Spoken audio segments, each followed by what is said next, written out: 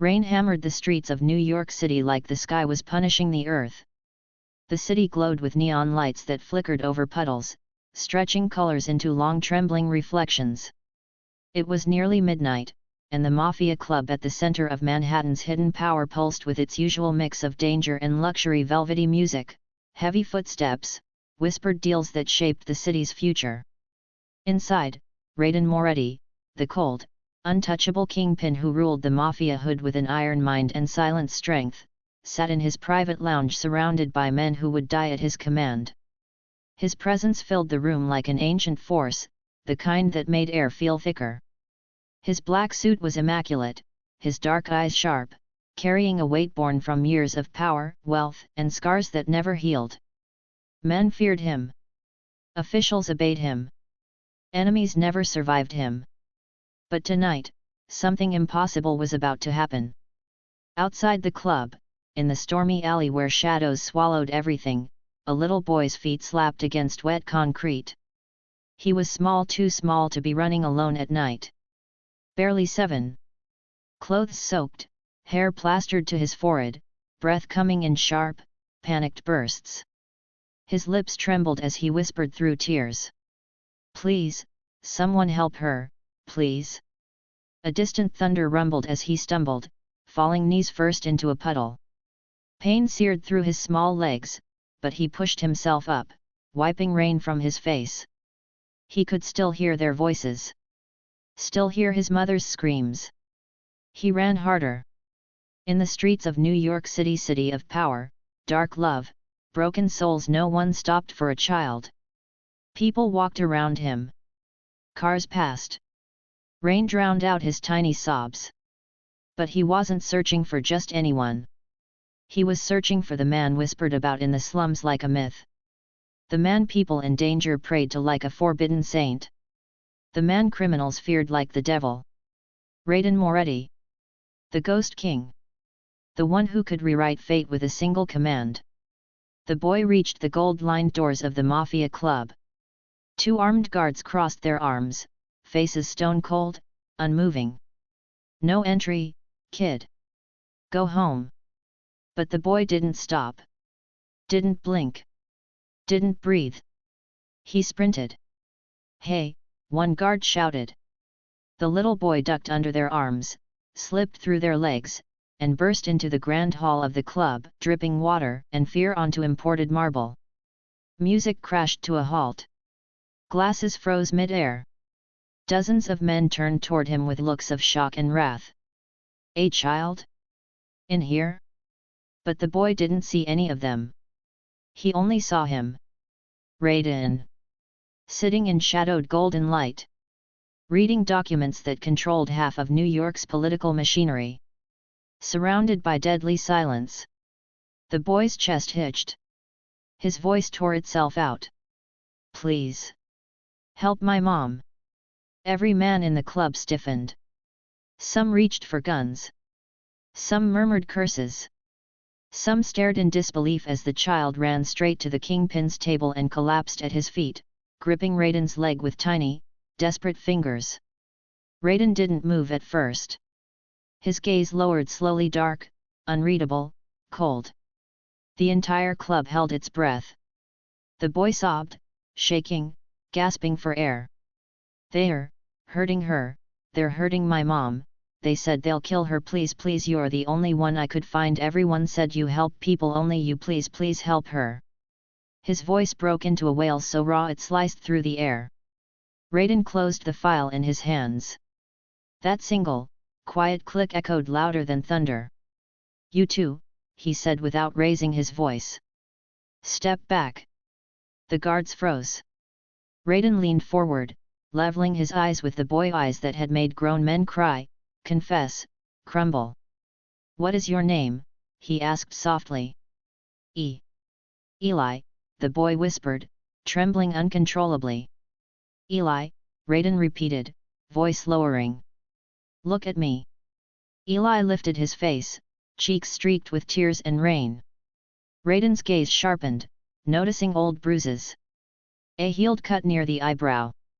A mark on the neck. Things no child should ever carry. Who touched your mother? Raiden asked calmly. Eli shook his head violently. Bad men, lone men, they said she owes money, she doesn't, she paid everything she did, she tried so hard, they said they'll take her away, they dragged her, his breath hitched into broken gasps. She screamed. I ran to get you. Why me? Raiden asked, his voice dangerous in its softness. People say, you save people like us, the boy whispered. People who have nobody. Raiden blinked once. It was the first time anyone in the club had ever seen emotion flicker in his eyes. He straightened slowly and stood up, his shadow towering. Every man in the room instantly rose with him. Raiden gently lifted Eli from the floor like something fragile, precious, untouchable. Then his voice turned to steel. Bring the cars. The club erupted into motion. Within 60 seconds, 10 black bulletproof SUVs lined up outside. Engines growled like beasts preparing for war. Armed men lined the alley. Raiden placed Eli inside his personal car and sat beside him, not in front, not behind. Beside him. Powerful men don't sit beside anyone. But Raiden did. Show us where, he said. Eli nodded, still crying, pointing out the window as the vehicles sped through rainy streets. The convoy tore across Manhattan like a silent storm.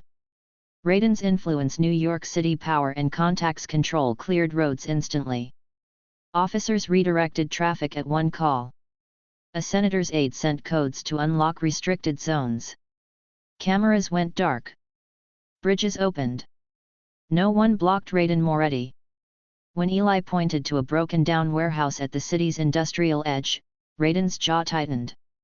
He knew this place. He knew the men who used it. Lone sharks. Uncontrolled chaos. Men who preyed on desperation with cruelty, not business. Men he detested. His voice resonated through the radio. No survivors if they resist. Move. The SUVs spread out like black phantoms. Rain pummeled the building. Thunder roared. Raiden stepped out into the storm, Eli clinging to his sleeve. Stay behind me, Raiden whispered, placing a gentle hand on the boy's head. It was the gentlest gesture the Ghost King had shown any human in years. Then he moved. Men followed, guns raised, eyes sharp. They broke the door. Screams echoed inside. Cries. Shouting. Chaos. Raiden moved through the dark hallway like a shadow with purpose. His presence alone sent men falling back. His aura was pure death and justice. He found her in a room lit by a single hanging bulb, her hands tied, face swollen, blood at the corner of her mouth. She struggled to breathe. Mom! Eli screamed. Her eyes flew open. Eli, no! Run! Raiden stepped forward, his voice deep and dangerous. No one is hurting her again. One of the lone men lunged. Raiden didn't blink. He caught the man's wrist mid-air, twisted, and slammed him to the floor so hard the boards cracked. Two others rushed. Raiden's men grabbed them instantly. Within minutes, the entire building was silent except for the sound of rain hitting broken windows. Raiden cut the woman's ropes himself. Her body collapsed into his arms, weak and trembling. She looked up at him with unfocused eyes. You're Moretti. Yes, he said calmly. Why are you helping us? Raiden turned slightly so she could see Eli standing behind him, crying. Because your son asked me to. Her face crumpled into silent sobs as she reached for her child. Eli ran into her arms, hugging her like he would never let go again. Raiden watched them quietly, something heavy pressing against his chest, a feeling he had buried long ago. Humanity. He didn't move until she was safe in his car, wrapped in warm blankets. Eli sat beside her, holding her hand tightly. Raiden stood outside in the rain, staring at the criminals who knelt before him, shaking. He didn't raise his voice. He didn't lift his hand. He simply said, "You don't get to touch women and children in my city." They cried, begged, collapsed. Raiden turned away. They weren't his problem anymore. State officers who followed his silent command took them away for processing, which in Raiden's world meant they'd never have a second chance. But the story wasn't over. Raiden had no idea that this one moment, this one desperate plea from a child, was the beginning of a chain of events that would reshape his entire empire. And his heart. Because the woman he saved carried secrets. Connections. A past intertwined with danger. And a strength that Raiden had not expected. Dark love does not always arrive as romance. Sometimes it arrives through respect, humanity, and the unexpected bond between a king and a broken family. Eli wouldn't let go of Raiden's hand. And the woman. She looked at Raiden the way no one had looked at him in years, not with fear, but with something fragile. Hope. This was just the beginning. The drive back toward the city felt strangely quiet despite the storm still raging outside. Eli held his mother's hand tightly in the back seat while Raiden sat across from them, watching with an unreadable expression. His men drove with unwavering focus, and the city lights flickered across Raiden's sharp features like shifting shadows. Eli kept glancing at him, as if afraid Raiden would disappear the moment he blinked. The boy's lips quivered every time he thought of what could have happened to his mother if he hadn't found the Mafia Kingpin in time. And every time Raiden caught the boy's fearful gaze, something inside the man sharpened, something protective, unfamiliar, unsettling in its depth. Eli's mother, Liana, struggled to sit up, pain etched into her every movement. She wasn't fragile, not by nature, not by choice. Her bones carried years of quiet resilience. But tonight had broken something, and the exhaustion clung to her like a heavy coat. Raiden noticed everything: the way her fingers trembled, the way she kept checking Eli as if reassuring herself he was real, safe, alive. "You're injured," Raiden said calmly. Liana tried to straighten, wiping blood from her lip. I'll be fine." Raiden's gaze darkened. "You're not fine." She blinked, startled by the steel under his words. Eli squeezed her hand tighter. Raiden turned to his driver. "Take us to the penthouse clinic. I want doctors ready." "Yes, boss." Liana instantly shook her head, fear bursting through her exhaustion. "No. No hospitals. Please. They'll ask questions. They'll take Eli away. We can't afford." Raiden raised a hand. The gesture was soft, yet final. "I said my clinic. Not a hospital. No one touches you unless I allow it." Liana froze. Not because of the words, but because of the tone behind them. There was no threat. No arrogance. Just certainty. A leader's certainty. The kind that belonged to a man who controlled a city not through loud violence, but through quiet power. A man who had connections with state officials who wouldn't dare question him. A man who could erase records or create them with a single call. Liana lowered her gaze, overwhelmed by a mix of relief and fear. Eli, sensing her panic, crawled into her lap and wrapped his arms around her waist. Liana kissed the top of his head, murmuring that she was okay. Raiden watched them silently. His life had been built on fear, respect, and control. No softness. No vulnerability. No warmth. But something about this woman, this child, felt like a crack in a wall he'd spent a lifetime reinforcing. The convoy reached Raiden's private high-rise, a towering structure that pierced the clouds. The building wasn't known publicly as his, it belonged to a shell corporation protected by political allies and top-tier lawyers. Inside, luxury dripped from every corner: soft lighting, marble floors, quiet security systems. But none of it mattered to Eli. The moment he saw warm blankets and bright lights in the private clinic room, he gasped softly. Liana winced as she was carefully lifted onto a bed by Raiden's personal medical team. They worked silently, their respect for Raiden making them efficient and discreet. One of the doctors glanced at Eli sympathetically before tending to Liana's bruises, cuts, and swelling. Eli refused to leave her side for even a second. Raiden stood at the doorway, arms crossed, watching everything with sharp eyes. Every flinch Liana made set something icy in his chest. Every tear Eli wiped from her face tightened his jaw. When the doctor finished, Raiden stepped forward. "What are her injuries?" The doctor cleared his throat. "Bruising along the ribs, mild concussion, dehydration, and signs of long-term stress, sir." Raiden's eyes flicked to Liana. "Did they harm you before tonight?" Liana stiffened. Eli looked up, confused and afraid. Liana shook her head quickly. "And no. I've been working long hours. Trying to manage everything alone." Raiden didn't believe her. He didn't believe people who had learned to survive by hiding their suffering.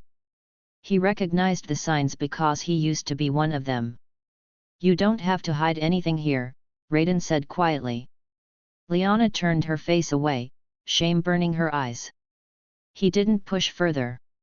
Instead, he walked over to Eli, crouched down, and spoke softly, so softly the boy blinked in surprise. "Your mother is safe now." Eli nodded but didn't release her hand. Raiden continued, "She will stay here until she's healed completely." Liana's head snapped toward him. "No, please, we can't stay. We don't belong here. We don't belong in your world." Raiden straightened slowly, towering over the bed with an aura that silenced her instantly. "You belong," he said in a low voice, "because your son ran through a storm for you. And because you were hurt by men I will not allow to breathe free air again." Liana swallowed hard. Raiden stepped closer, not threateningly, but firmly. "You both stay until I say otherwise. It's not a request." Liana opened her mouth to argue, but Eli clutched her arm. "Mom, please. I don't want to go back." Her resistance broke. Raiden's jaw relaxed slightly. He scanned Eli's wet hair, torn clothes, dirt on his face. He turned to one of his guards. "Get him warm clothes. And food." Eli stared up at him, wide-eyed. Raiden paused, then added quietly, "Something sweet, too." Eli's face lit up. Liana exhaled a shaky breath. Raiden's phone buzzed. He stepped away to answer it, his voice dropping into the cold, commanding tone the world feared. "Yes." His men had finished interrogations. The loan sharks confessed to everything willingly or unwillingly. Their operation was larger than expected, tangled into deeper criminal webs. Raiden listened without expression. "Burn it down," Raiden said finally. "Every part of their network. Today." "Yes, boss." "And the men?" "Awaiting your final order." Raiden looked through the clinic window at Liana, who was gently brushing Eli's hair as he ate the dessert Raiden had sent, careful not to hurt her bruised hands. A quiet, fragile love radiated between them. Not romantic. Just pure. Human. "Deliver them to the state contacts," Raiden said. "Make sure none of them see daylight again." "Yes, boss." Raiden ended the call. His world, the world of dark love, power, and silent rules, had shifted tonight. People feared him because he was a ghost wrapped in expensive suits, a man who stepped into conflict with no hesitation. But tonight, he had stepped into something else. Something dangerous in a different way. A bond. A promise. A responsibility. He walked back into the clinic room, and Eli looked up at him with a chocolate-stained smile. "Mr. Raiden." Eli whispered. "Are we safe now?" Raiden looked at the boy for a long, heavy moment. "Yes," he said quietly. "You're safe." It was the first true promise Raiden Moretti had made in years. But safety came with shadows. And soon, the past, Liana's past, Raiden's past, and Eli's hidden truth would unravel into something far darker. Something that would test Raiden's empire. Test Liana's courage. And test the fragile connection forming between the Kingpin and the broken family he'd just saved. And Raiden had no idea. Saving them might cost him everything. The night settled into a deep, uneasy calm inside Raiden's penthouse. The storm outside finally softened to a distant rumble, leaving nothing but the hum of the building's quiet luxury. Eli had fallen asleep beside his mother, curled up like a small shield trying to protect her even in dreams. Liana brushed a strand of hair from his forehead, her movements slow, tender, exhausted. Raiden remained near the window, leaning one hand against the glass as he watched the rain drip down the towering building. The city below sparkled with a beauty only powerful men saw from above. Neon lights danced on puddles, and the sounds of nightlife murmured like ghosts in the distance. He wasn't looking at the city. He was thinking. Thinking too much, which he hated. His life had rules. Stay detached. Stay sharp. Stay unbreakable. But the sound of Eli calling him Mr. Raiden kept replaying in his mind, small, fragile, trusting. Trust was dangerous. Trust was a weapon. Yet he had accepted it without hesitation. Liana shifted on the bed and winced softly. Raiden turned immediately and walked toward her.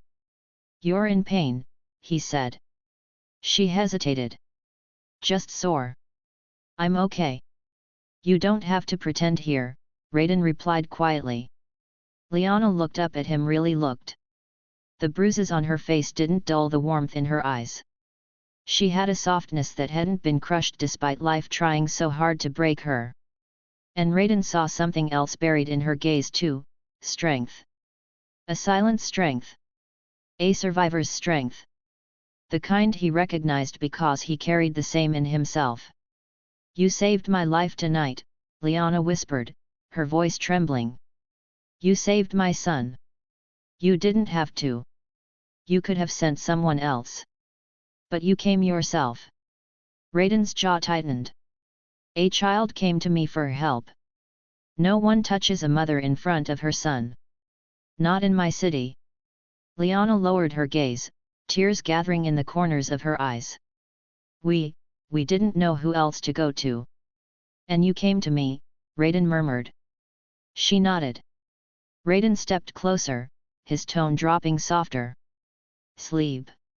Both of you. No one will disturb you." Liana opened her mouth, maybe to thank him again, maybe to ask why he was being kind, but Raiden turned away too quickly for her to speak. He couldn't let her see the conflict inside him. Couldn't let her know that her pain affected him more than it should. Couldn't let her know that Eli's little voice had carved something new into his chest. Raiden exited the room and walked into the private lounge, where his top men Cade, Julian, and Soren waited silently. They stood when he entered. Cade spoke first. "We found something, boss." Raiden raised one eyebrow. Julian stepped forward, placing a sealed envelope on the table. "We searched the loan shark's hideout thoroughly. Found a hidden drawer. These documents, they're about Liana." Raiden's eyes narrowed. "What kind of documents?" Julian swallowed. "Personal ones. Old ones. Records dating back years." Raiden took the envelope, opened it slowly, and pulled out the papers. Birth records. Employment records. A restraining order. A police report. Another. And another. And a photograph of a man. Tall. Rough. Eyes filled with a bitterness Raiden recognized instantly. Liana's husband. Raiden's fingers tightened slightly on the photo. "He's alive?" Raiden asked. Soren nodded stiffly. "Yes. And there's more." Raiden waited. "He's violent. Has a record of assault. Disappeared 2 years ago. Has ties to underground networks in Brooklyn. And according to the documents, he's been looking for Liana and the boy." Raiden's breathing stilled. "Why?" he asked quietly. Soren hesitated. "We don't know yet. But the file says he's connected to a man you've dealt with before." Raiden's voice grew deadly calm. "Who?" "Aldrich Marrow." The air froze. Every muscle in Raiden's body tightened. Aldrich Merrow, the Shadow King of Brooklyn's darkest underworld, a man even police pretended not to see. Cruel, ruthless, unpredictable. One of the only men Raiden had ever considered a true threat. A man who played dirty because he had nothing to lose. Raiden lowered the papers slowly.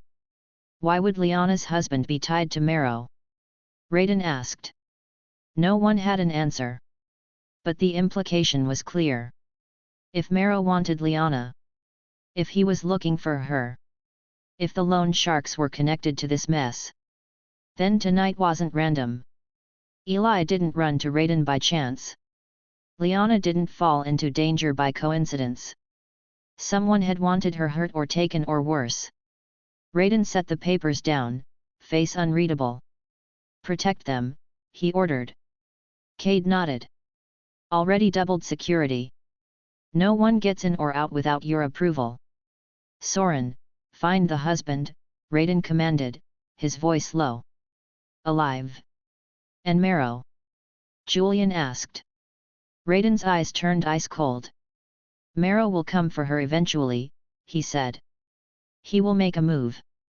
And when he does, I'll be waiting. The men exchanged glances. This wasn't just a protection mission anymore. This was a war brewing in shadows. Raiden returned to the clinic room quietly, just to check. Eli slept deeply, curled into his mother's side. Liana looked exhausted, eyelids heavy but unable to fully relax. She watched Raiden enter, unsure what to say, unsure how to exist beside a man like him.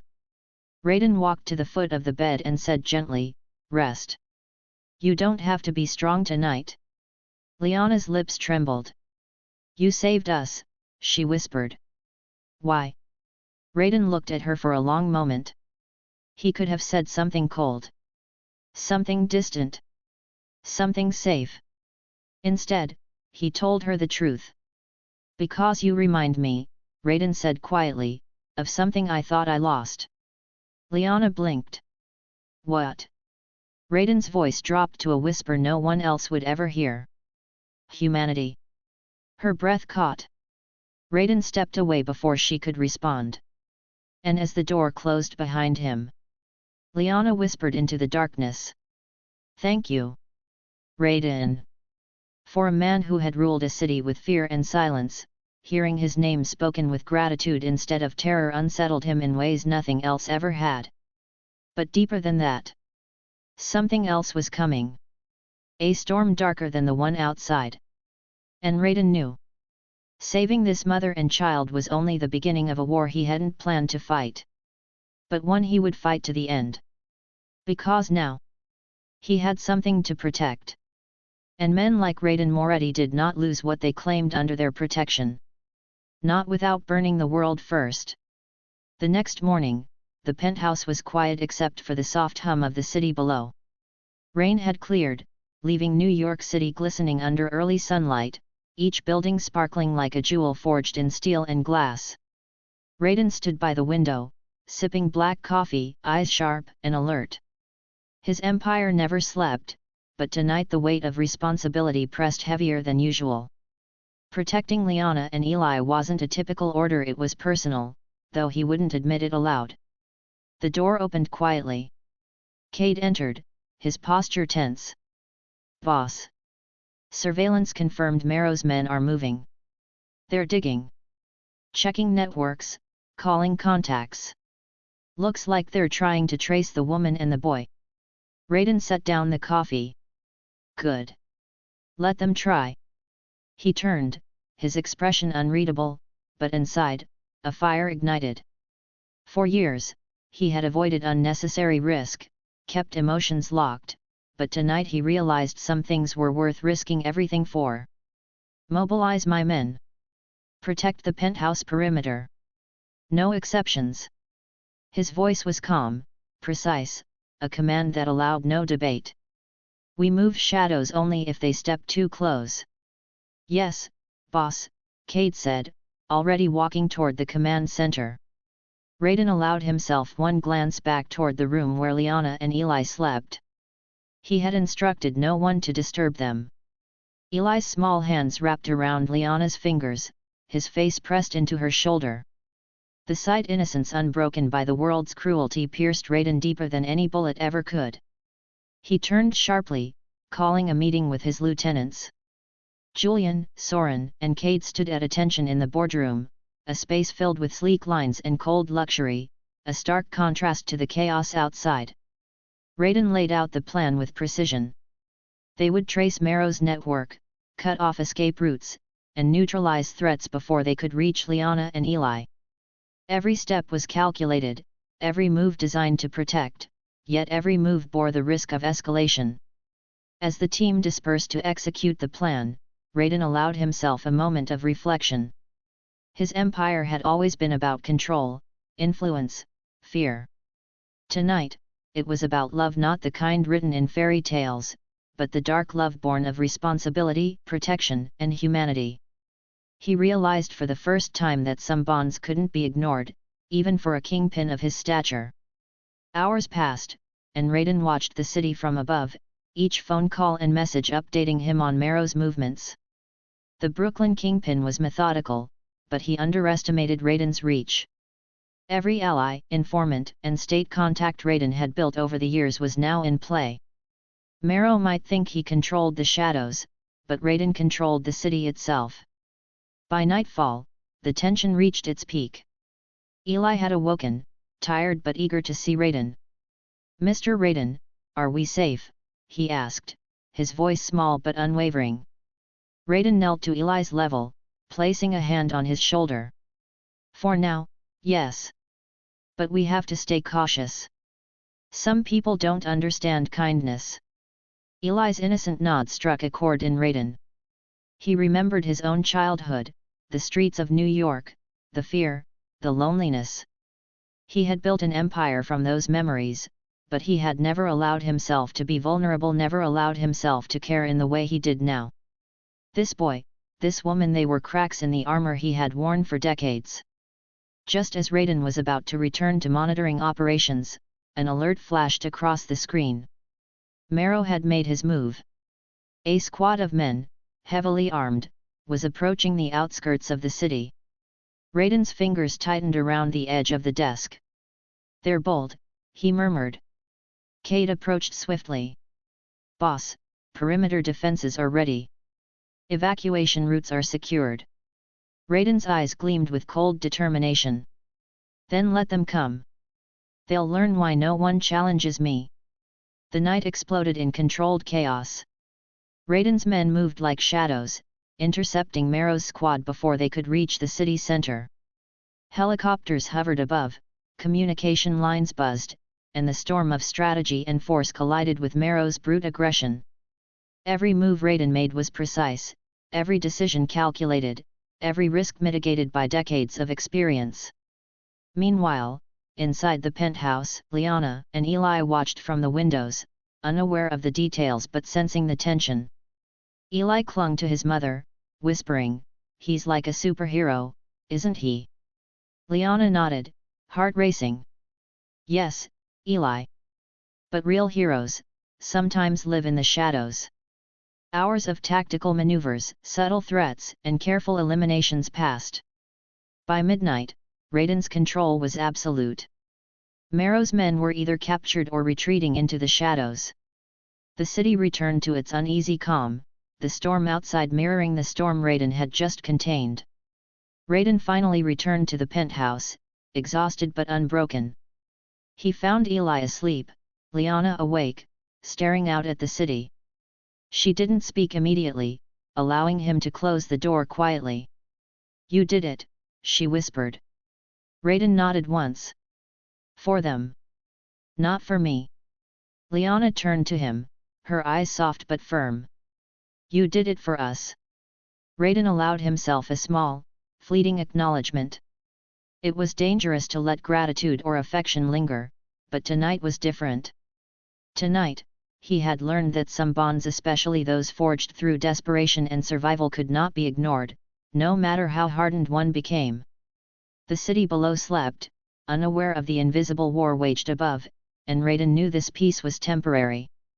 Marrow would return, challenges would come, and the delicate balance of power, love, and fear would be tested again. But for now, Eli and Liana were safe. Humanity had triumphed over cruelty, and Raiden had chosen to protect rather than destroy. As he watched the first rays of sunlight pierce the skyline, Raiden allowed himself a rare moment of reflection. His empire was vast, his power unmatched, and yet it was this fragile family, this boy, this mother, that had truly touched him. In saving them, he had rediscovered a part of himself he thought long lost: the capacity for unexpected love, for empathy, for something more than power. And somewhere in the shadows, Raiden knew, a storm was forming, a storm that would test not only his empire but the very essence of his dark, formidable heart. The days that followed were a tense blur of careful monitoring, subtle maneuvers, and unspoken fears. Raiden Moretti moved through his empire like a ghost of steel, silent, calculating, every step measured. Yet beneath the calm, a storm brewed, one that no amount of wealth, respect, or control could fully contain. Mero's network, though decimated, still pulsed like a wounded beast. His reach extended into corners Raiden had yet to uncover, and his obsession with Liana had grown evident through the breadcrumbs of information intercepted by Raiden's contacts. Inside the penthouse, life was tense but calm. Eli had begun to settle into a strange, fragile sense of security. He followed Raiden everywhere, his small steps matching the quiet power of the man who had saved his mother. Liana, while still bruised and tired, had begun to regain her composure. She moved with care, tending to the boy, though her gaze occasionally darted toward Raiden as if searching for a hidden truth she didn't yet understand. Raiden observed them from the shadows of the living area, his sharp eyes catching every movement. Power had always been his language, respect his shield, fear his tool. But with Liana and Eli, a new language began forming: a silent connection, a bond forged not through coercion but through necessity, protection, and fragile trust. That evening, Raiden called a private meeting with his lieutenants. Julian, Soren, and Cade stood before him, each tense, aware that the war with Mero was far from over. "We've contained his men for now," Raiden began, voice low and controlled, "but he's not finished. His obsession will drive him to take risks. And when he does, I need everyone prepared. No mistakes. No mercy." Julian exchanged a glance with Soren. "Boss, if he escalates, he could try something directly against Liana and the boy." Raiden's eyes darkened. "Then I'll ensure he doesn't even have the chance. We strike before he moves. And if he does, we destroy him completely." His tone was calm but lethal, the kind of calm that promised bloodshed if disrespected. Meanwhile, Liana paced the penthouse quietly, lost in her thoughts. The documents Raiden had recovered had revealed more than just the identity of her estranged husband. They hinted at a deeper, darker past, connections she had never understood, secrets she had thought buried. She glanced at Eli, asleep on the couch, and realized the danger her son had been in, how close they had come to losing everything. The gratitude she felt toward Raiden was complicated by fear. He was a man who could destroy worlds with a whisper, yet he had saved her family. It was unsettling, powerful, and impossible to ignore. Later that night, Raiden sat in the command center, scanning reports, monitoring networks, and watching New York City through the lenses of hundreds of cameras. Every corner of the city was under his silent gaze. The streets, the alleys, the hidden docks where illegal shipments passed, the darkened warehouses, he knew them all, every shadow, every whisper. Yet even with this control, he felt the prickling tension that came from knowing Mero was still out there, waiting for a chance. A notification blinked on one of the screens. Raiden leaned in, eyes narrowing. A vehicle, marked with a signal that matched one of Mero's contacts, had been spotted near the docks. His men confirmed it carried 3 armed men, scanning for someone likely Liana or Eli. Raiden's jaw tightened. "Prepare the intercept," he ordered. "Move quietly. No civilians at risk. No mistakes." Within minutes, Raiden's operatives were in position. The city streets, under the cover of darkness, became a chessboard. Marrow's men moved cautiously, unaware that every path they could take had already been anticipated. Raiden watched the operation unfold from his command center, his eyes cold, calculating, every heartbeat in sync with the pulse of his empire. Back in the penthouse, Eli stirred in his sleep. Liana held him close, feeling the soft rhythm of his breathing. "You're safe," she whispered. But even as she spoke, she couldn't shake the feeling of impending danger. Something told her that tonight, the darkness they had escaped once would return. And that it would be more ruthless than ever. Hours later, the intercept concluded with precision. Marrow's men were neutralized, captured, or forced to retreat. Raiden's city, as always, remained unshaken, but the message was clear: anyone who dared to threaten those under his protection would meet consequences beyond comprehension. Raiden returned to the penthouse, slipping in quietly. Eli was awake, eyes wide with fear and curiosity. "Did they come?" the boy whispered. "They tried," Raiden replied softly, crouching beside him. "But no one touches you or your mother." Eli leaned into him, exhausted but reassured. Liana watched silently, feeling the weight of what had just happened. The man who ruled New York's shadows had saved them once again, yet she couldn't help but wonder about the cost of this protection. For Raiden, the cost was beginning to reveal itself. His quiet empire, built on fear, respect, and control, had shifted. Liana and Eli were no longer strangers, they were a responsibility, a connection that gnawed at his usual detachment. And somewhere deep inside, he realized that this bond, fragile as it was, had begun to awaken something he had long buried: the ability to care, to feel, to love in ways that were dangerous, unpredictable, and undeniably human. As dawn broke over the city, Raiden stood by the window once more, watching New York wake beneath him.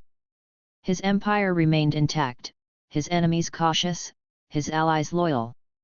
But he knew this calm was temporary. Marrow was out there, waiting, and when he returned, nothing would be the same. Yet Raiden Moretti didn't fear the storm. He had faced countless challenges, unrelenting adversaries, betrayals, and bloodshed.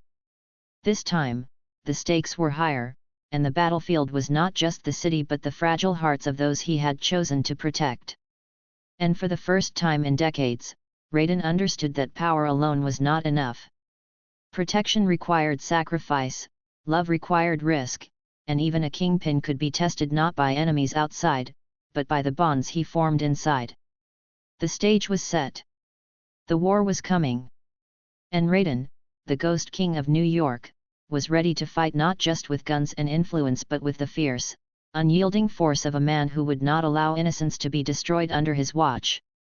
Days passed in a tense rhythm, the city unaware of the silent war unfolding in its streets and shadows.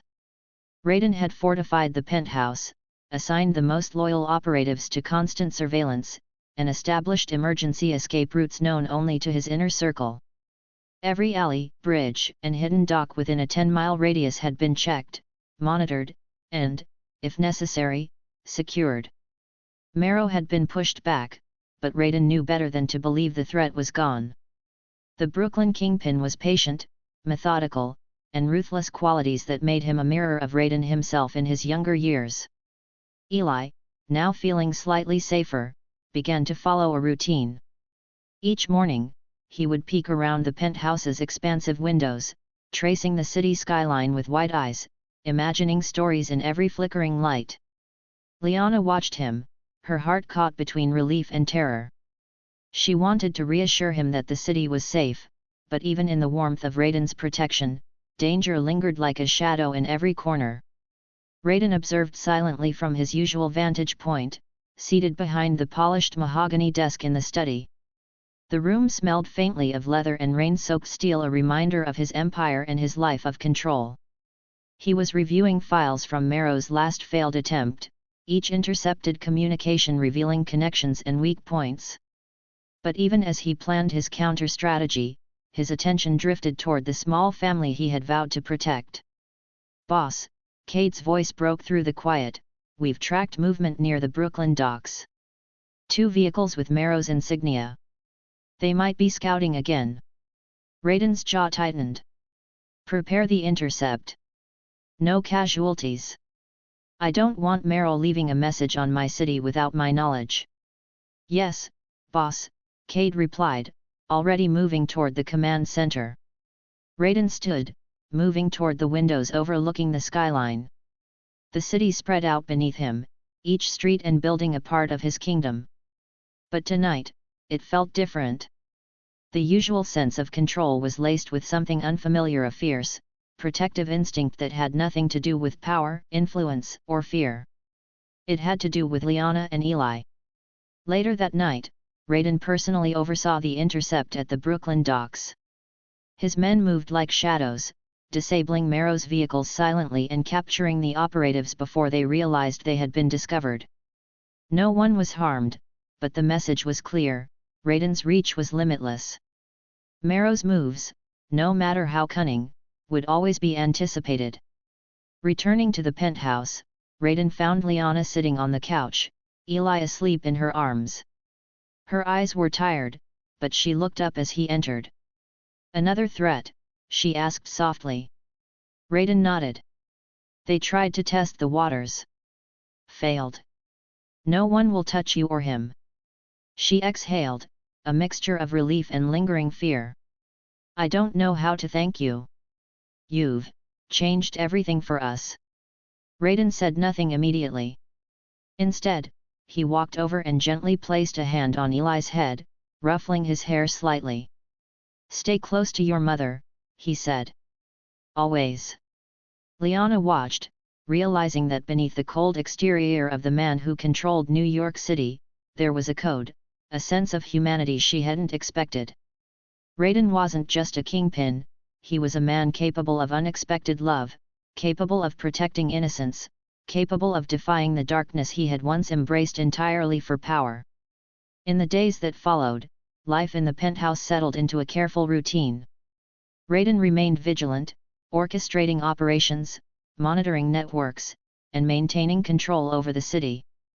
Liana and Eli began to adapt to their temporary sanctuary, finding moments of peace in small routines: shared meals, quiet walks on the private terrace, laughter that broke the tension in the rooms. Yet Merrow was patient. He had not been defeated, only delayed. One evening, a message arrived, coded, indirect, but unmistakable. Merrow was planning something larger, a calculated move that would force Raiden to engage directly. The warning was clear: the next confrontation would not be simple. Raiden studied the message, his expression unreadable, then looked toward the penthouse. Eli played with a small wooden toy on the floor, and Liana rested her head on the back of the sofa, exhausted but calm for the first time in weeks. Raiden knew that the coming battle would test everything: not just his empire, but the fragile bond forming between him, Liana, and Eli. Protecting them wasn't just about power or fear, it was about trust, loyalty, and the willingness to risk everything for humanity in a world that often had none. He stepped onto the terrace, feeling the wind from the city's skyline. The lights below seemed to stretch forever, and Raiden realized that the empire he had built was not just about money, influence, or fear. It was about the choices he made, the lives he touched, and the people he protected. And as the first stars appeared in the night sky, Raiden understood one truth clearly. This war with Merrow was far from over. But he would face it not as the untouchable kingpin the city feared, but as a protector, a man bound by a code stronger than fear or ambition.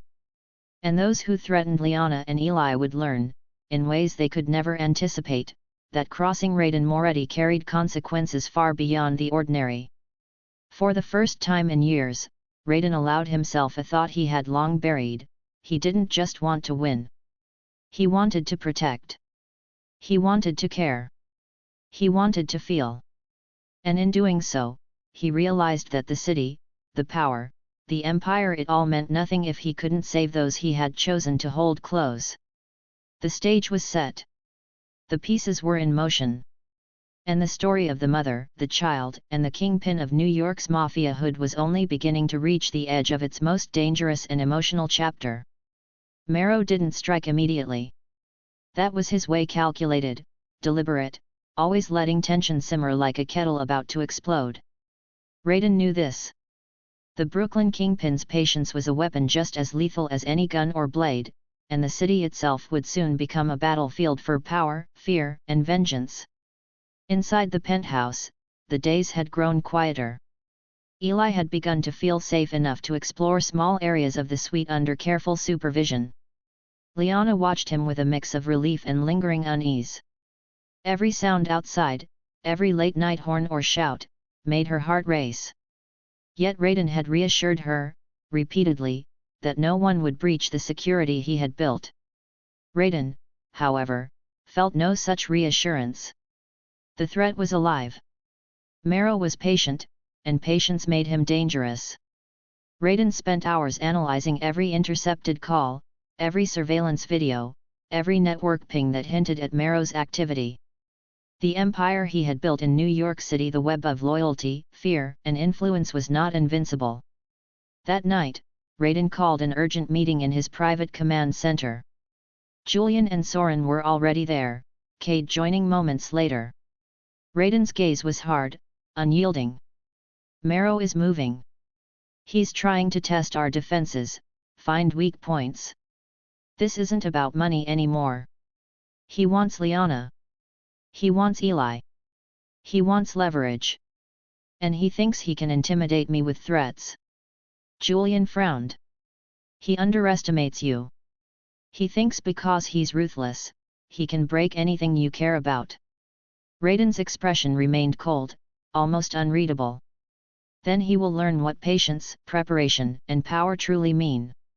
Outside, the rain returned, soft at first, then heavier, as though the city itself was bracing for the storm to come. Raiden moved silently through the penthouse, checking the perimeter monitors, ensuring every route was secure, every camera functional. Eli slept in the nursery, Liana beside him, and Raiden felt a pang he didn't recognize immediately. Protecting them wasn't just a task, it had become personal. The first signs of Marrow's assault appeared just past midnight. Surveillance detected two SUVs moving swiftly toward the city, stealthily avoiding main streets. Raiden watched the screens, his pulse steady, his mind calculating. "Intercept," he commanded. "Do not engage unless necessary. Capture, neutralize, no one dies unnecessarily. Eli and Liana are untouchable." Cade's team moved with precision.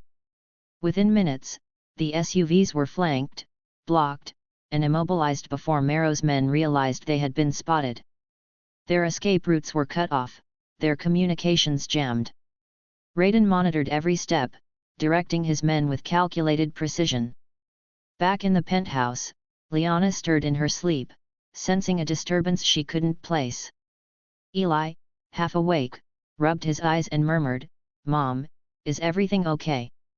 "Yes, baby," she whispered, holding him close. "It's just a dream." Raiden returned to the penthouse after confirming Marrow's squads had been intercepted and secured. He entered silently, watching Eli sleep peacefully. Liana looked at him, exhausted but grateful. "You're everywhere," she said softly. "I'm where I need to be," Raiden replied, voice calm. "Safe?" She nodded, unsure whether to trust her instincts or the man who had become both protector and enigma in her life. For Raiden, the presence of Liana and Eli was shifting something he had long thought immutable. His detachment, his cold efficiency, even his darkness, it was beginning to bend under the weight of responsibility and an unfamiliar sense of attachment. Days passed. The city remained tense, but Raiden's measures kept Marrow's influence contained. Liana and Eli began to find a rhythm in the penthouse meals, quiet games, laughter that was rare but precious. Each smile Eli offered, each soft glance from Liana, reinforced Raiden's resolve. But Marrow was patient. He waited, observing, calculating. Then, one evening, Raiden received an anonymous tip, a message carefully encrypted and sent through a secure channel he alone monitored. It read simply: "You cannot protect them forever. The words carried weight, threat, and malice. Raiden's jaw tightened. He understood this was more than a message, it was a declaration. He called his lieutenants. This ends soon. Marrow wants to escalate. He will attack directly. Prepare every unit. Every weapon. Every ally. We will strike before he moves.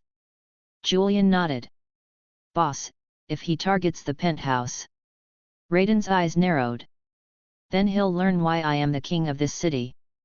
That night, Raiden walked the perimeter of the penthouse terrace, the wind cutting cold against his face.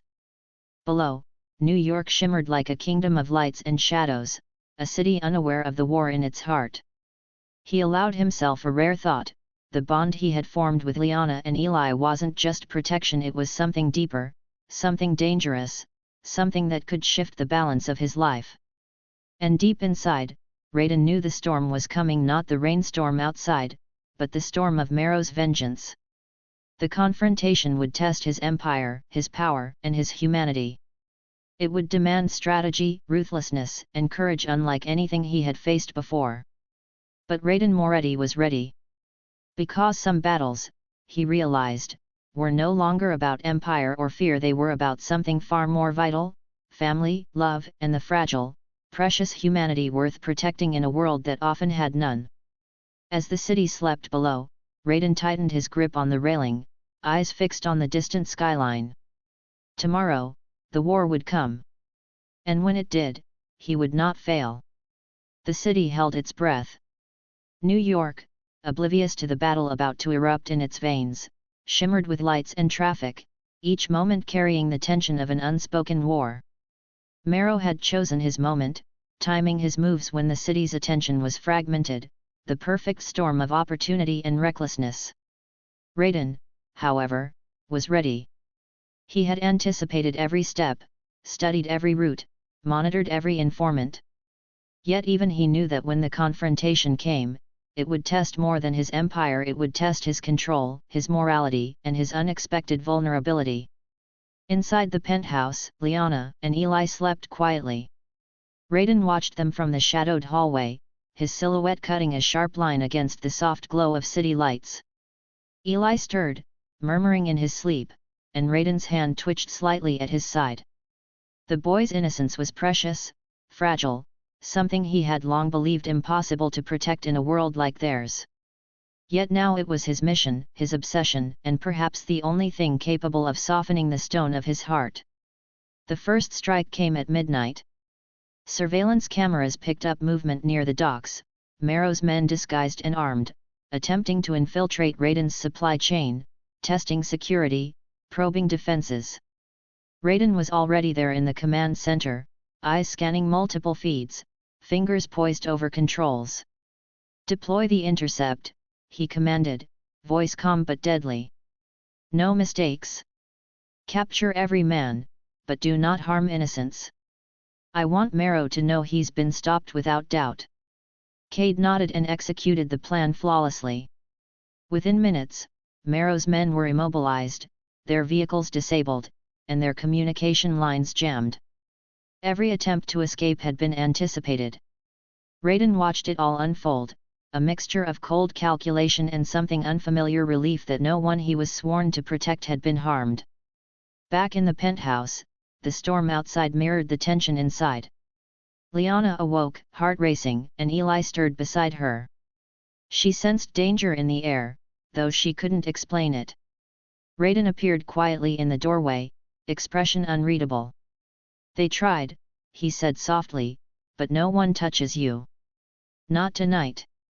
She nodded, voice trembling. You're everywhere. How do you do it?" Raiden didn't answer. Words were not necessary. His presence alone, his calculated control over the city, the empire he had built with decades of blood, fear, and influence, it was enough. The following days were a tense waiting game. Raiden's men monitored every corner of the city, every alley, every known contact of Marrow's. Liana and Eli tried to maintain some semblance of normalcy, though each sound outside, each shadow cast in the penthouse, reminded them of the looming danger. Raiden allowed small comforts, meals together, brief walks on the terrace, but always remained vigilant, always watching. Then came the message. An encrypted note slipped through the channels only Raiden monitored. I know where she sleeps. I will see you fall. Raiden's jaw tightened. The message was a threat, yes, but it was also a challenge, a provocation. Marrow wanted him to act, to react, to make a move that could be anticipated. But Raiden understood the psychology of his rival. Marrow was reckless, arrogant, and underestimated the depth of Raiden's patience and control. He called Julian and Kate immediately. Marrow thinks he can scare us into mistakes. He's wrong. Strength isn't shown through threats, it's shown through action, through preparation, and through control.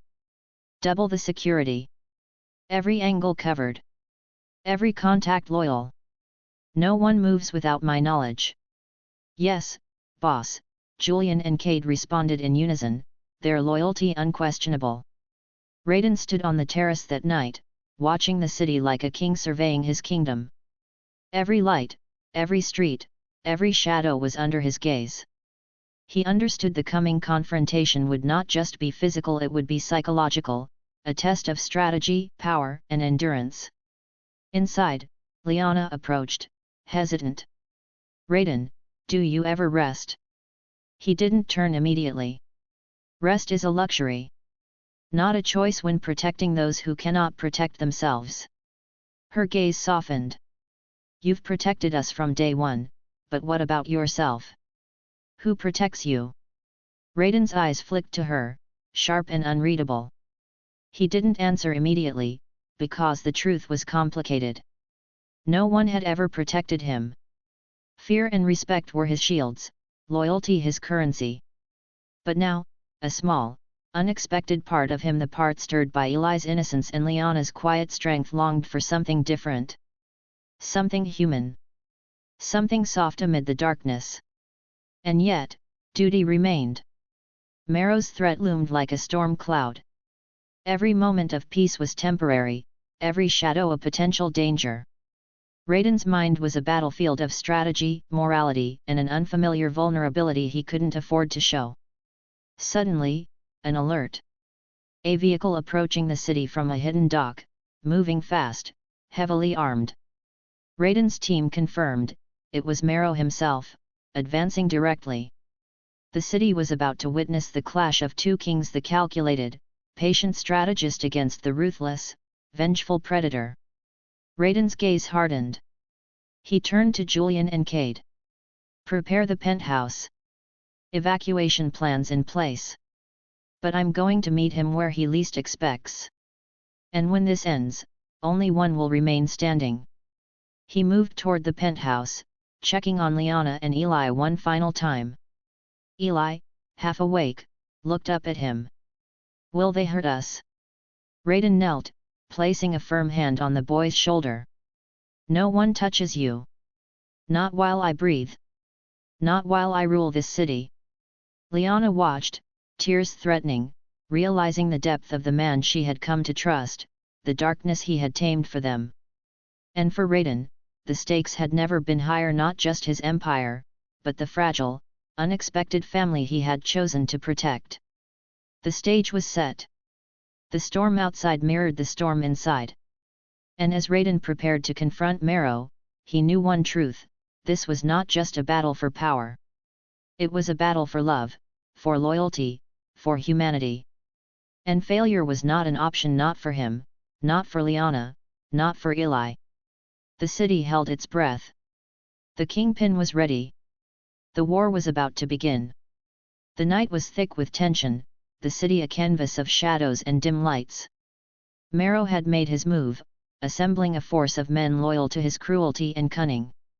Every detail had been planned, every escape route scouted. But he had underestimated one thing: Raiden Moretti's patience and intelligence. From the penthouse command center, Raiden observed every feed, every alley, every rooftop where Marrow's men attempted to move undetected. His empire was a living entity, and tonight it responded like a single organism. Streets were closed subtly, cameras redirected, informants activated, and loyal operatives ready to intercept. Every move Marrow made was anticipated before it could be executed. In the penthouse, Liana and Eli had been moved to a hidden safe room, reinforced with state-of-the-art security.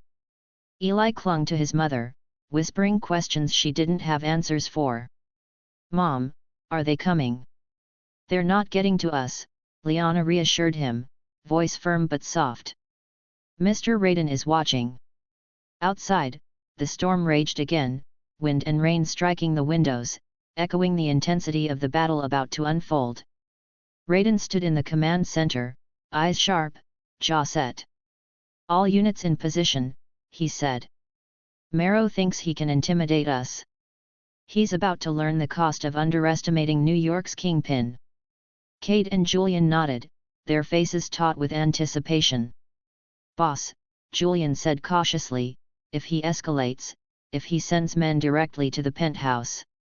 Raiden's eyes hardened. "Then they die. Anyone who dares come near them will face consequences they can't imagine. No hesitation. No mercy." The first clash happened near the northern docks. Marrow's men moved swiftly, but Raiden's surveillance had predicted their path. Operatives intercepted, blocking exits, cutting off retreat, and neutralizing threats before a single shot could be fired. Marrow's men realized too late that they were walking into a trap. At the same time, Raiden moved strategically, unseen, a shadow among shadows. His precision was lethal but calculated. He allowed no unnecessary bloodshed, only strikes where necessary. Every intercepted message, every captured operative fed him intelligence on Marrow's next moves. Back at the penthouse, Eli peeked from the hidden safe room, seeing only shadows moving outside, lights flashing faintly across the rain-soaked city. Liana held him close, whispering, "You're safe, Eli. He's protecting us." Raiden returned to the penthouse after ensuring Marrow's forces were contained for now. His presence alone brought calm, though Liana could feel the storm brewing within him. "They're not getting to us," he said simply, scanning the horizon from the terrace. "Not tonight. Not ever." But Marrow's strategy was relentless. He was patient, waiting for Raiden to make a mistake, to falter, to show any vulnerability. Raiden understood this. He knew the war would not be decided by a single night, a single battle. It was a test of endurance, strategy, and resolve. Days passed, each night bringing small skirmishes, attempts to infiltrate, subtle provocations, and psychological warfare. Raiden's control over the city and the penthouse remained absolute, but the pressure was relentless. Liana and Eli adjusted to their temporary haven, finding brief moments of normalcy, shared meals, quiet games, laughter, but the shadow of Marrow's threat always lingered. One evening, Raiden called an emergency meeting in the command center. "Marrow is planning something larger," he said. "He wants to force a direct confrontation. He will test every perimeter, every defense, and attempt to reach them. We prepare for the inevitable." Cade nodded. "Boss, we can reinforce all routes, add layers of security, but he may try to bypass them." Raiden's eyes were sharp, unyielding. "Then we intercept before he can. Timing is everything. Precision is everything. Failure is not an option." As the city slept under the stormy sky, Raiden watched from the penthouse terrace, rain striking his coat, the wind whipping around him. For the first time in decades, he felt a personal stake not just in territory, power, or reputation, but in human lives he could not allow to be harmed. Eli and Liana were not just innocent, they were his responsibility, and he would meet force with strategy, cruelty with precision, and malice with overwhelming power. The final confrontation was approaching. Marrow's obsession, Raiden's vigilance, and the fragile bond between protector and protected were about to collide in a storm of strategy, fear, and emotional intensity. And Raiden knew one truth with absolute clarity. In this battle, failure was not an option. Not for Liana. Not for Eli. And certainly not for him. The city waited, oblivious to the war waged in its shadows. The Kingpin was ready.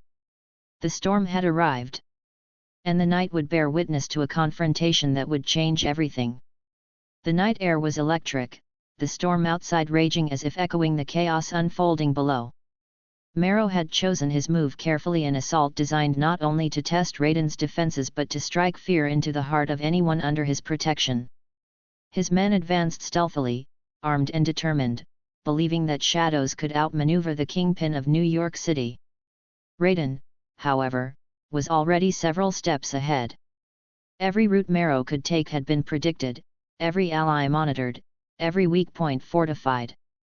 He moved through the command center like a predator, issuing orders with surgical precision. Deploy teams Alpha, Beta, and Gamma to intercept. No mistakes. Block all exit routes. Capture if possible, kill only if absolutely necessary. Protect them above all else. Cade and Julian acknowledged, moving like extensions of his will. The city itself seemed to bend to his control, streets silent, alleys empty, cameras tracking every movement.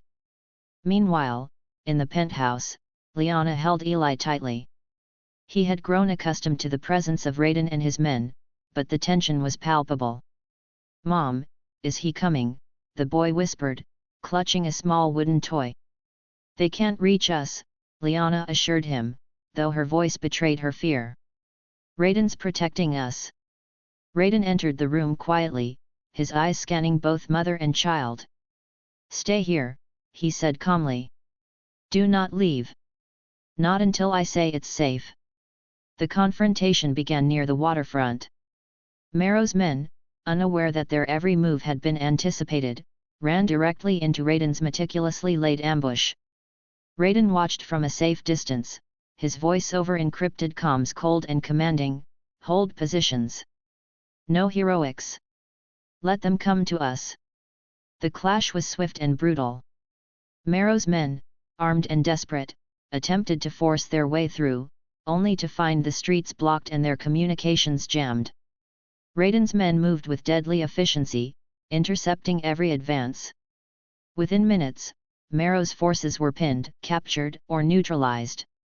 The city, as always, remained oblivious to the battle waging in its shadows. But Marrow himself was not among the captured. He had observed, waited, and now revealed himself lean, sharp-eyed, his presence radiating menace. He stepped forward, confronting Raiden directly across the rain-slicked streets. "You always think you're in control," Marrow spat, voice dripping with venom. "But even a king has his cracks." Raiden's eyes narrowed. "I don't crack," he replied evenly, though every muscle in his body coiled with lethal intent. "You're going to learn the cost of challenging me, Marrow." The two men circled each other like predators, the storm above echoing the tension below. Marrow's gaze flicked to the distant penthouse, a twisted smile crossing his lips. "They're just a woman and a child," he said. "You think you care? That's your weakness." Raiden's hand rested on the grip of his sidearm, his other hand moving subtly, signaling his men.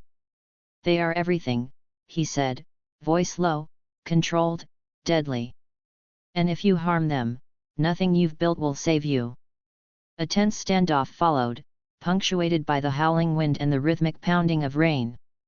Marrow's men were incapacitated, the city under Raiden's silent dominion, yet the confrontation felt far from over. Every second stretched, a duel of wills as much as of strategy. Then, in a sudden move, Marrow lunged not toward Raiden, but toward a nearby warehouse, likely attempting to access a secondary route to the penthouse.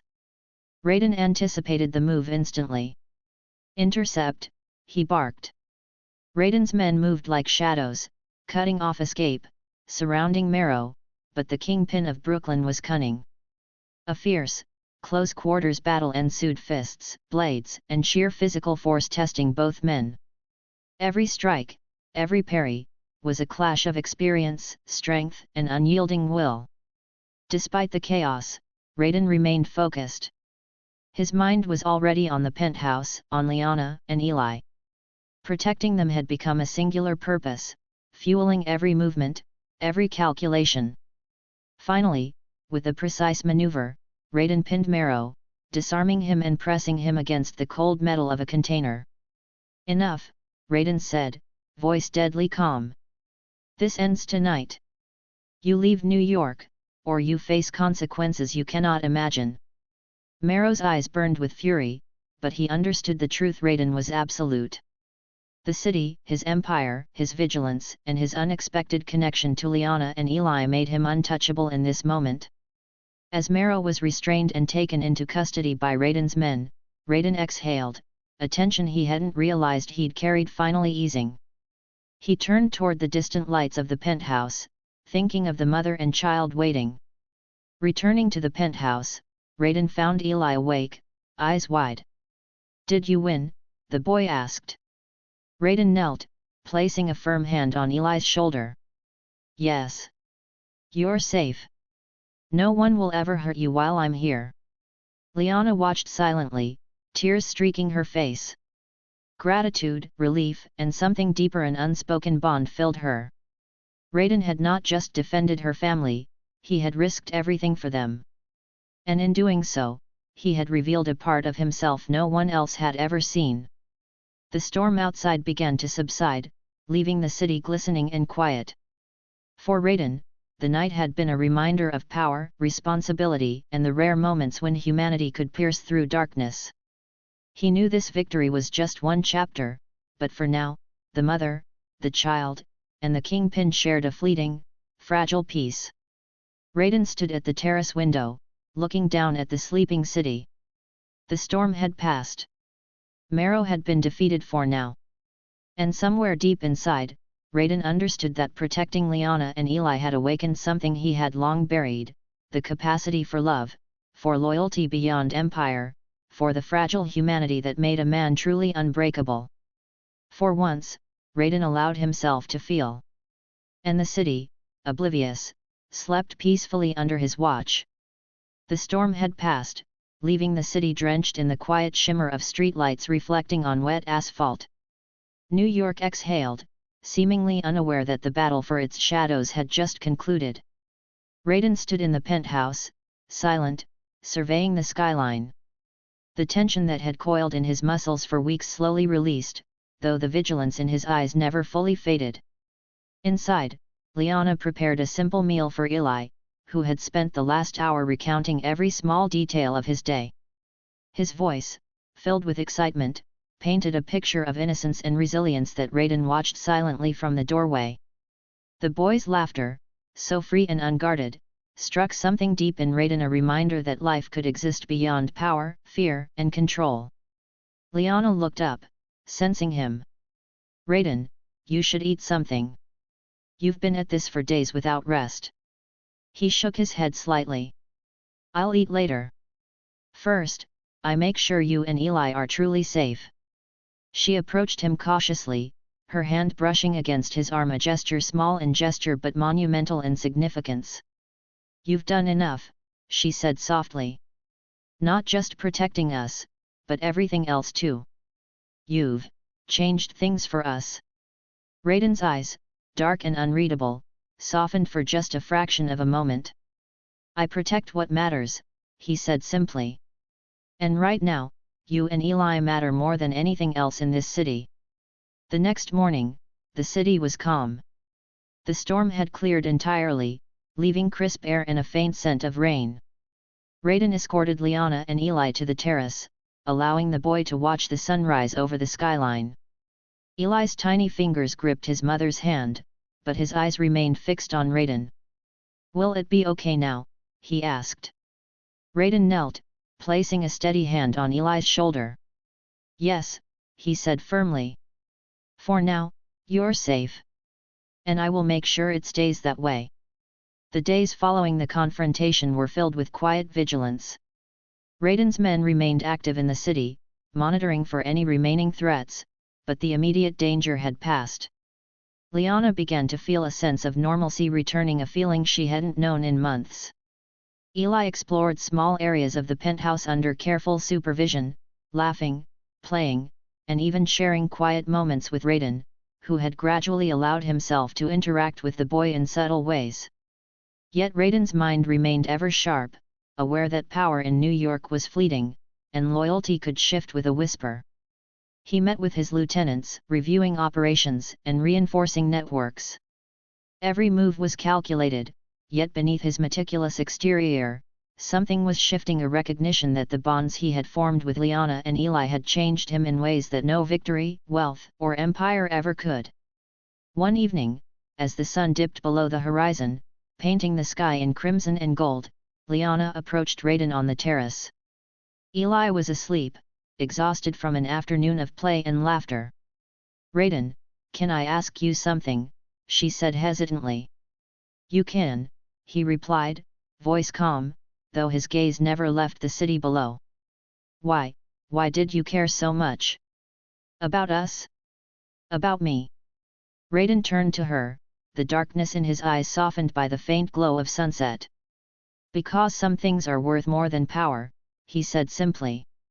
"Some bonds cannot be ignored, even by a man like me. And sometimes, protecting them is the only way to protect a part of myself I thought long lost." She studied him silently, realizing the depth of the man before her, not just a kingpin, not just a strategist, not just a man feared across the city, but someone capable of unexpected love, loyalty, and humanity.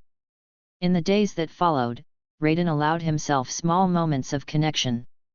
He played games with Eli, shared quiet conversations with Liana, and even smiled in ways he hadn't in years. The empire remained intact, the city under his silent dominion, but the man who ruled it had changed. He understood that power alone was hollow, it was the people he chose to protect, and the bonds he allowed himself to form, that gave meaning to his life. Months later, the threat of Marrow was finally eradicated. Arrests, strategic strikes, and the dismantling of his network ensured that New York would no longer feel his shadow. Raiden had faced countless enemies, but this time, the battle had been different. It was not for territory, wealth, or fear, it had been for love, for humanity, for the fragile family he had come to cherish. One evening, with Eli asleep and the city lights glittering below, Liana approached Raiden again. "You saved us," she whispered. "More than anyone could ever repay." Raiden's gaze softened, the storm within him finally quieted. "You don't need to repay me," he said. "Just live. And be safe. That is enough." Liana nodded, understanding the depth of his words. For Raiden, the victory was not just in defeating an enemy, it was in preserving something fragile and precious in a world that often had none. And as he stood on the terrace, watching the city breathe, Raiden realized something profound, that power, influence, and fear were temporary, but love, loyalty, and the humanity he had reclaimed were eternal. For the first time in decades, Raiden Moretti allowed himself to feel at peace. The storm had passed. The city was quiet. And the mother and child he had protected were safe under his watch. And in that quiet moment, Raiden knew, he had not just saved them, he had saved a part of himself.